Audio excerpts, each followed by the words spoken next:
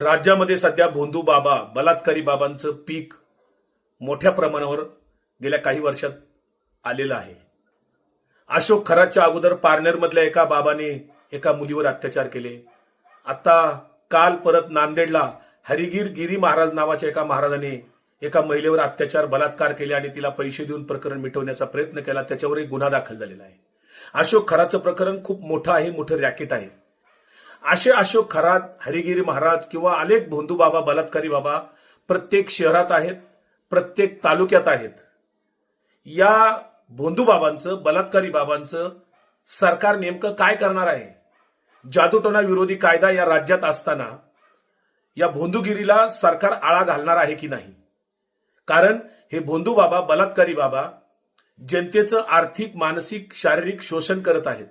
सर्वसामान्य लोकांचं शोषण करत आहेत. धर्माच्या आणि अध्यात्माच्या नावाखाली हे लोक जनतेला लुबाडतायत.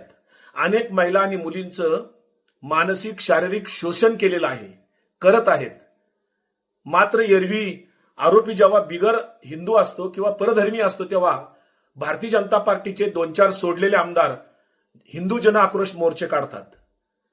वेगवेगळ्या माध्यमातून मुस्लिम द्वेष करण्यासाठी अशा काही घटनांमध्ये आरोपी जेव्हा बिगर हिंदू असतो किंवा परधर्मी असतो, विशेषतः मुस्लिम असतो, तेव्हा मोर्चे काढतात. भारतीय जनता पार्टी, आरएसएस परिवारातल्या ह्या हिंदुत्ववादी संघटना या भोंदू बाबांच्या विरोधात, बलात्कारी बाबांच्या विरोधात चकार शब्द काढत नाहीत. राज्याचे मुख्यमंत्री देवेंद्र फडणवीस यांना माझी विनंती आहे, आग्रह आहे, या महाराष्ट्रातलं भोंदू बाबांचं, बलात्कारी बाबांचं पीक जे आहे ते नेस्तनाबूत करा. कायद्याच्या आधाराने या सगळ्यांना आपण त्या ठिकाणी जेलची वारी गाडवा. जनतेचं शोषण होतंय, महिलांचं शोषण होतंय. सरकार बघ्याची भूमिका घेऊ शकत नाही. एखादं प्रकरण वर येण्याची आपण वाट बघता आणि मग तेवढ्यापुरतं कारवाई करण्याचा जर प्रयत्न करत असाल ते अत्यंत गैर आहे. ह्या भोंदू बाबांचं पीक उद्ध्वस्त केलं पाहिजे. प्रत्येक तालुक्यात, प्रत्येक शहरात असे भोंदू बाबा गल्ली बोळात तयार झालेले आहेत. सरकारने याला आळा घालावा, कायदेशीर कारवाई करावी.